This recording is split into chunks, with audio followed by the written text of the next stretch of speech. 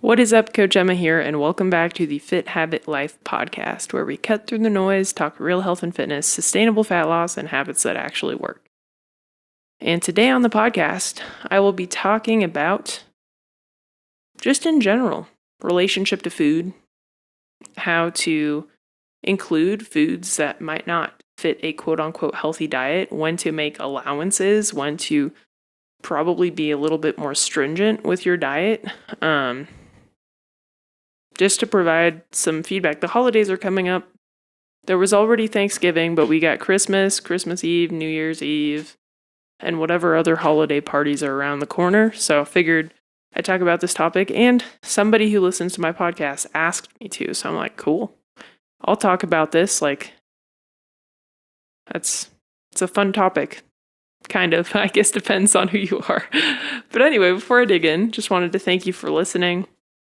If you've enjoyed this show so far, if you could share this podcast on whatever social platform you use, maybe text it to a friend you think it might help, or even just rate the show on whatever platform you're listening to it on and share it and subscribe.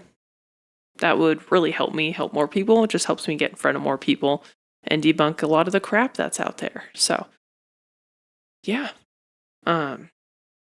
So now let's dig in. So overall, I'm going to talk about my kind of mentality when it comes to nutrition in general, when to sort of turn up the dial, when to dial it back, and that sort of stuff. And hopefully you kind of know if you've been listening to the podcast, but there might be some new listeners out there. So I figured I'd chat about this topic a bit. But in general, when it comes to food and nutrition, my approach with my clients and my personal life is 80-20, 90-10. And by that I mean 80 to 90% of the foods that you eat should be very nutrient dense, should be whole, unprocessed foods. So basically come from the earth, are living in some capacities, like animals, plants, and then minimally processed foods like grains, protein powder, I don't know, stuff like that. And then the other 10 to 20% should be fun foods, indulgent foods, foods that have other values that are not necessarily nutrient dense or super, sorry, I had to itch my nose and I tapped the mic, aren't super quote unquote healthy, standard healthy value, right? And so my approach is there's room for anything in a diet. You can fit in any food into your diet. And what I've noticed is having that mindset with most of my clients has been very, very helpful, because part of my unhealthy relationship to food is I thought I couldn't eat certain foods. And so when I got access to those foods, I would binge and overindulge and eat way more than is necessary and just feel crappy. And then I'd restrict, and it was this kind of binge and restrict sort of cycle. It wasn't like a clinically diagnosed binge eater or anything, but it's if you think you can't have a pastry, you might have 3 pastries. I wasn't binging to the extent of getting sick. I don't know if that makes sense. But anyway, so first what I do with my clients is we focus on protein and fiber. We focus on adding in protein and fiber into their diet, because that's going to improve the nutrient quality of their diet. It's going to help them feel better. It's going to help them recover better. It's going to help their digestion. And it's not restrictive. We're not pulling anything out of the diet. We're adding foods in. So you can't not eat chips. I'm not don't eat chips, don't have soda, don't do these things. I'm hey, we're going to focus on trying to hit this protein goal. It's going to be challenging, but over time we're going to get there. And in order to hit that protein goal, usually what happens is people will opt for healthier food choices and opt out of the foods that don't necessarily serve them in this phase in life. And so that helps create a much healthier relationship to food because as they're eating more protein and fiber, I'm also getting them to connect to how they feel. It's like, you're eating more protein now, awesome. How did you feel after you ate that meal? Did you have more energy? Did your digestion improve? Do you feel like you're recovering better from the workouts? How's your sleep quality, right? I'm asking these questions to get them to think and connect that value to the food. But that doesn't mean they can't eat the other things. It's just now because they're on a health and fitness journey, I'm trying to get them to understand the values of those super nutrient dense whole foods. And then when they do go back to, let's say, what they used to eat before, they might notice a difference in how they feel and connect that to those foods that don't necessarily serve them all the time. And so they tend to opt for those healthier choices. But once we've increased the fiber and protein intake, then I usually have my clients start to track their calories just to see how much they're eating. If their calories are pretty low and they're super active, we would do something that's called like a reverse diet. I think it's kind of overhyped, but for a lot of the clients that come to me, it's actually really beneficial because I work with a lot of overachiever type of people. And so they tend to slash their calories in half. And oftentimes what that does is they lose muscle mass.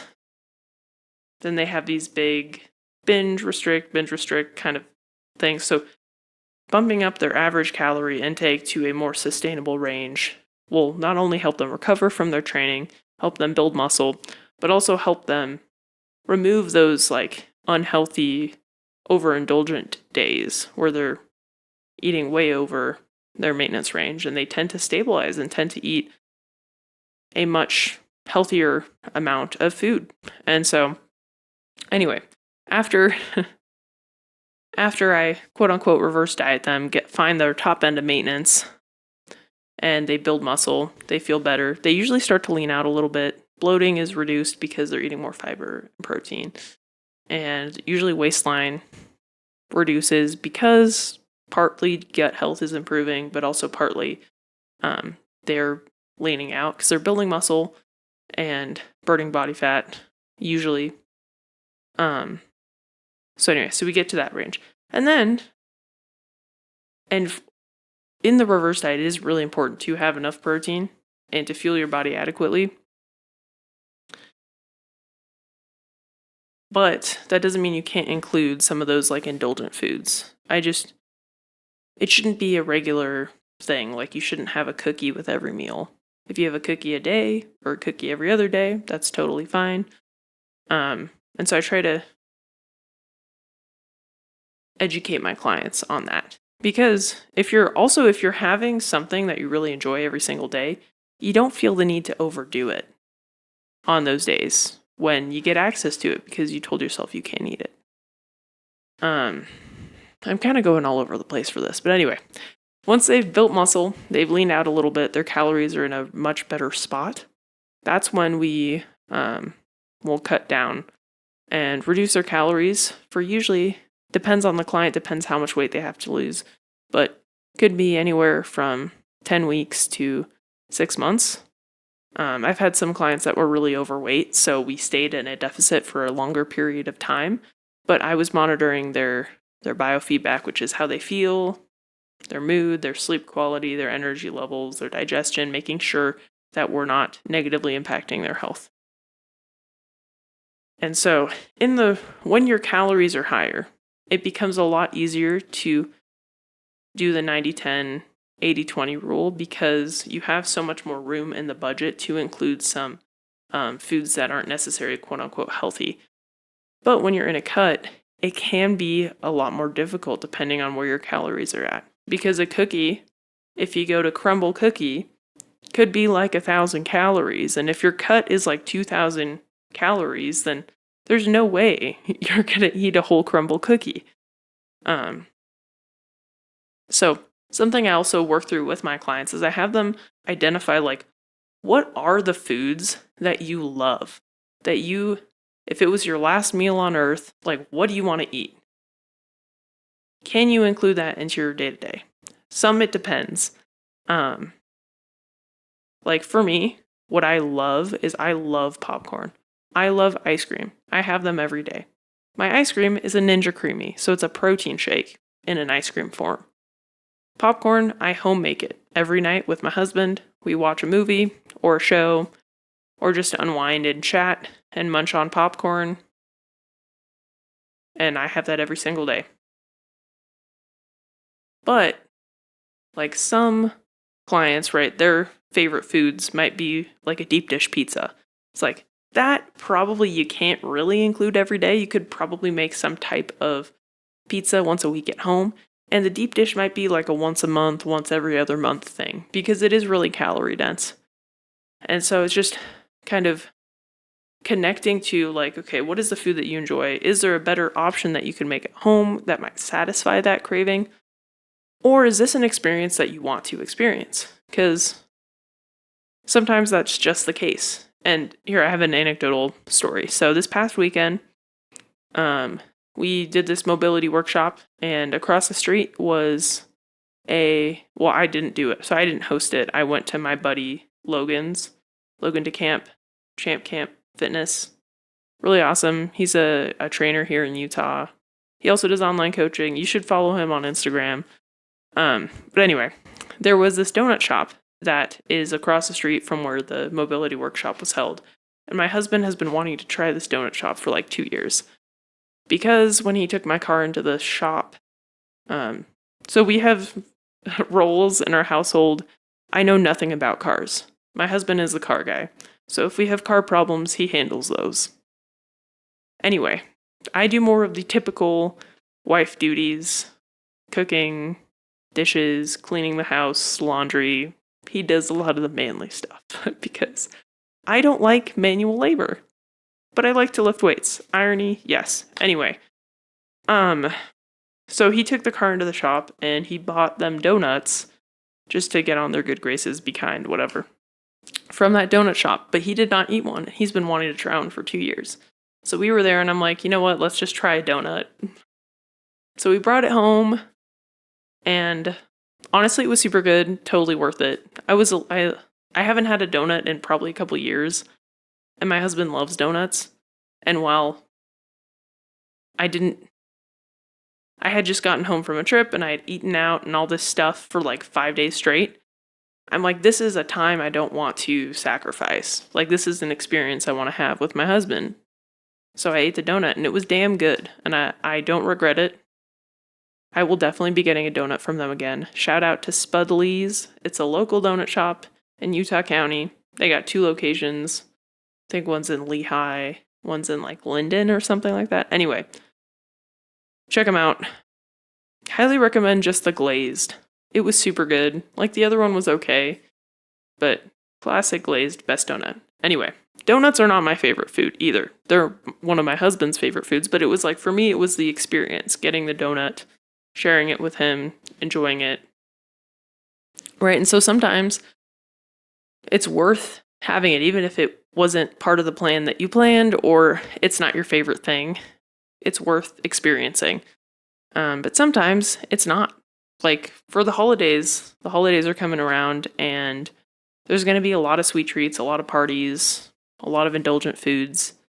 And so oftentimes what I recommend you do, like recommend my clients do, what I do, is I eat the foods that I love, that I really want to eat. But if there's something that I don't really like that much, I won't eat it because it's not the same to me. And I've talked about many times before, like the apple pie that my mother-in-law makes is my favorite apple pie. I will always have a big ass piece whenever she makes it because it's so delicious and it's really only twice, maybe 3 times a year that she makes it. So it's totally worth it. But like other pies, okay, the pie's not a good example. I love pie. I'm not a big fan of birthday cake. I like a really good quality birthday cake, but other than that, and by really good quality, I am kind of bougie with my flavor palettes. My dad is French. My grandparents are from France. We're very snobby when it comes to our food. So it has to be really good, or to me, it's not worth it. And honestly, I think that's a good mindset to have for a lot of people because, like, do you want to eat Little Caesars or do you want to eat an Italian wood fire crust wood fire oven, like fancy artisan pizza. And that's a no-brainer to me. I'm like, I want the artisan pizza. Same thing with beer. I'm not going to have a Bud Light or a Coors Light. That's disgusting. I'm going to have a Belgium triple. So, and for you, maybe you like some of those things, and that's totally fine. But it helps if you're like just in general to, I'm not saying you shouldn't eat these things, but think about the food. Like, if you're going to the grocery store, you're getting like some pre-made brownies. That's probably not going to taste as good as like your friend making some brownies and bringing them to your house. Like, I'd rather eat the homemade stuff, right? So think about like quality. Like, is this worth it? Like, quality. Is this going to be worth the calories? Not that you need to think that way, but like, really it kind of helps because like for ice cream, it's like, I'm not going to go and get some gas station soft serve ice cream. If I'm going to get ice cream, I'm going to go to like a really awesome ice cream shop that is local and has like their own fancy flavors. You know? I don't know. But really what it comes down to is like, what are the foods that you really enjoy that you want to include in a regular basis into your diet? Are those foods really hard to fit in day to day? Which some of them might be. So how can you allow yourself to have them, but create some boundaries to where it's not hindering your progress? And so honestly, something that I do, and this is like seasons, right? You should not be in a cut for the most part longer than, and this is nuanced. If you're super, super overweight, then you can be in a cut for a long period of time because that will make you healthier. Whereas like if you're like pretty lean, have a good healthy body composition, you should not be in a cut for longer than 12 weeks. But if you are in a cut, that's when like I'm more rigid because I want to get in and get out. I don't want to be in that cut for longer than that because that can cause negative health repercussions for me. I've talked about in the past, I have hormone imbalances and physiological stress like that really impacts my hormone profile. So I like to get in and get out. So during that period, I probably won't go out to eat. Usually I go out to eat about once a week, maybe twice, maybe 3 times if you count like a church gathering or some night with family and friends. But usually it's like once a week. When I'm on a cut, I might not go out to eat at all because it makes it easier. I can control the variables. I might decide to not eat some of those indulgent foods that when I'm at maintenance or in a slight surplus, I might indulge in. So it just makes it easier because one, I want to make sure that I'm healthy, so I want to make sure I'm getting the nutrients that my body requires, but also the more I can control, the less time I have to spend in a miserable state because I like to eat food, so I don't want to be in a cut longer than I need to. And that's usually what I recommend, being more 95-5 even in a cut. Whereas like maintenance, 80-20, 90-10, pretty good, pretty standard, that's totally fine. But when you're in a cut, you might need to dial things in a little bit. And maybe you plan like every 2 weeks you have a date night that is untracked. Again, don't eat like an asshole, but maybe you have some food that you don't get to eat a lot. Then when you're at maintenance, you have more flexibility because you have more calories. So that's when you can probably have a beer once a week. In a cut? Probably not. Probably not. So that's kind of how I manage that. And that's why during the holidays, I do not like my clients to be in a cut. I have a lot of clients that are really new to training and nutrition. So for them, we're just focusing on protein. Protein and fiber, making sure they're eating, a high protein breakfast that'll help crush some of those cravings and just being more mindful when they're eating. Then the clients who are more advanced in tracking, we're in a surplus right now because that gives them the ability to convert those extra calories that they're probably going to eat anyway into muscle. So if you're in a cut right now, I'd recommend reversing out of it and giving yourself more margin of error, but it's kind of late now. But Yeah. But all foods can fit into a healthy diet. It's just how much. And another thing, a lot of quote unquote unhealthy foods are just very calorie dense, high in fats, high in refined carbohydrates.